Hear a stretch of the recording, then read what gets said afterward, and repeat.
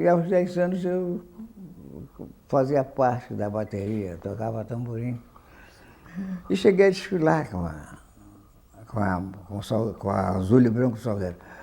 O que eu me lembro, do Azul e Branco Salgueiro, teve um ano que eles fizeram um enredo com relação à Bahia.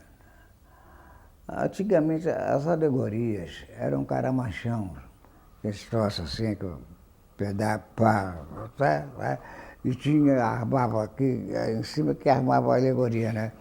E a alegoria desse enredo foi o seguinte, um coco e uma baiana saindo do coco. Eu não me lembro do samba, mas aí, quer dizer, desse tipo, esse enredo eu me lembro.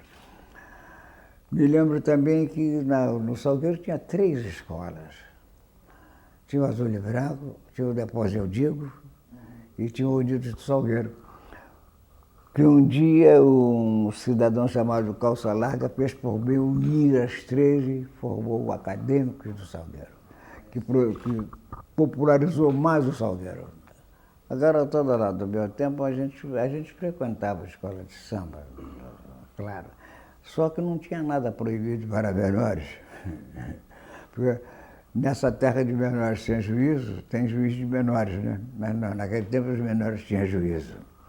Acontece que o Alfredo era popular na Mangueira, no sítio Cartola, Geraldo Pereira, Anjo Dias, Babaú, Carlos Cachaça. Ele era enturmado com essa turma. Não havia assim coisa de roda de samba como existe hoje. Mas normalmente o tipo de samba, o que acontecia é o seguinte, às vezes uma turma ia para a casa do Cartola, lá rolava samba, às vezes ia para a casa do Carlos Cachaça, às vezes ia para a casa do Alfredo. Esse era o intercâmbio que existia, entendeu? Esse tipo de intercâmbio. E alguma coisa em botequim, né? No botequim da Efigênia. Ela, se você cuspisse do chão, te pagava 500 reais. Eu fui vendo, mas sem participar propriamente, né? Mas quando a reunião era lá em casa, eu tinha a função de comprar a cachaça e a cerveja. E ficar ali, eu estava pensando em jogar bola de gude, soltar pipa, e o Alfredo, acho que ficarei aqui para ouvir o samba. Ouvir samba. Mas como música, mesmo que você não gostando, mas a música te prende. Você acaba ficando preso. E, então, conforme o Cartola, Geraldo ia cantando samba, e o Alfredo ia me dando algumas explicações do porquê, sobre a letra, sobre a qualidade da poesia. Quer dizer, essas coisas eu fui assimilando. Depois ele comprou um violão para mim. Comprou um violão e eu aprendi algumas posições com Cartola, Nelson Cavaquinho e o Aloysio Dias, que era o melhor violão da época lá. O Aloysio Dias, que era parceiro do Cartola também. Bem, eu fui progredindo lentamente. Eu ia para a casa do Cartola sempre, encher o saco dele para tocar violão, coisa e tal. E eu ia aprendendo as músicas do cara. Como eu tinha você, a casa era frequentada por esse monte de compositores e o Alfredo ia à sede, coisa e tal, ia junto. Então você acaba se enturmando com os outros compositores, Padeirinho, Zé Ramos, Cícero, o Geraldo Pereira. Eu cheguei a participar com o Geraldo Pereira da Estação Primeira de Mangueira e a gente vira Mangueira, né? Então eu comecei a andar, comecei a cantar nos botecos à noite, coisa e tal. E teve na época também pelo menos dois jornalistas. Um era o Sérgio Cabral. Ele escrevia no Jornal do Brasil Samba naquela base, mas tinha um outro jornalista que fazia com ele, que eu esqueci o nome. Mas então o Sérgio conseguiu popularizar muitos sambistas de escola de samba, eu, Monarco, Lopes, ele conseguiu.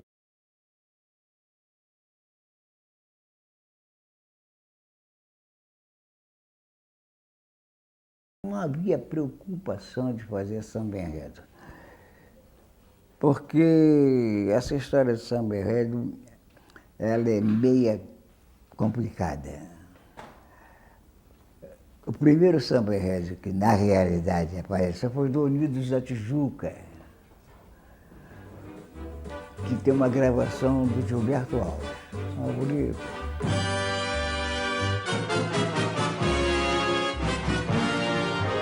Natureza bela do meu Brasil,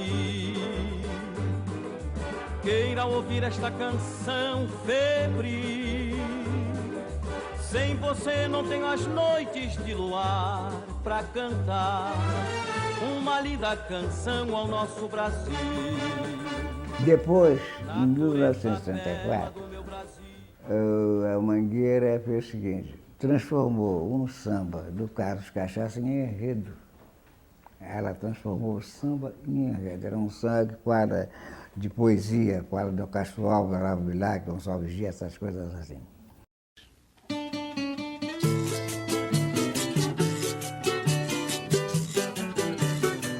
Recordar Castro Alves, Olavo Bilac e Gonçalves Dias e outros imortais que glorificaram nossa poesia. Quando eles escreveram, matizando amores, poemas cantaram. Talvez nunca pensaram de ouvir os seus nomes num samba algum dia. E se esses versos...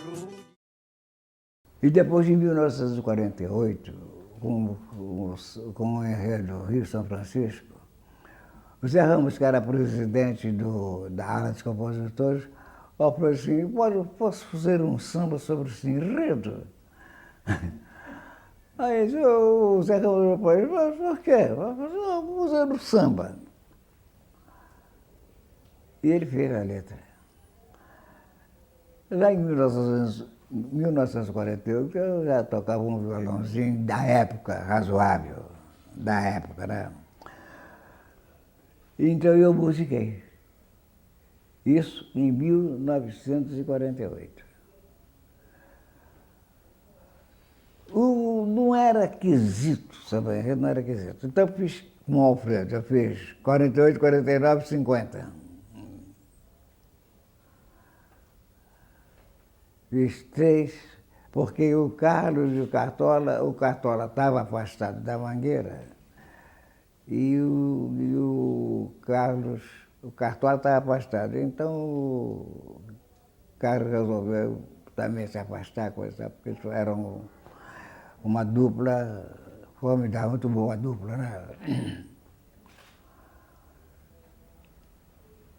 Aí, aí, a Mangueira, na realidade, ela faz samba enredo desde 1948 até hoje. Porque quando o samba virou quesito, o primeiro samba que virou quesito foi o do Império, sobre o Tiradentes. Aqui José da Silva, dali em diante o samba enredo começou a ser quesito.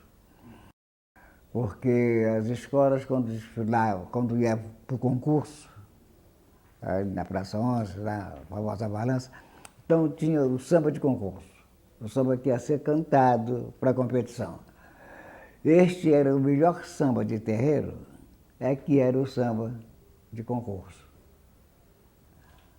Até quando virou quesito. Agora, eu fiz com o Alfredo e o Jamelão, fiz o maior samba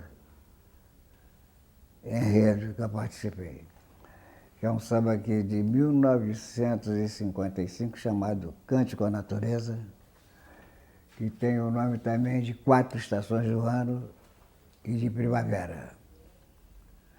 Então, o Alfredo, eu e o Jamelão.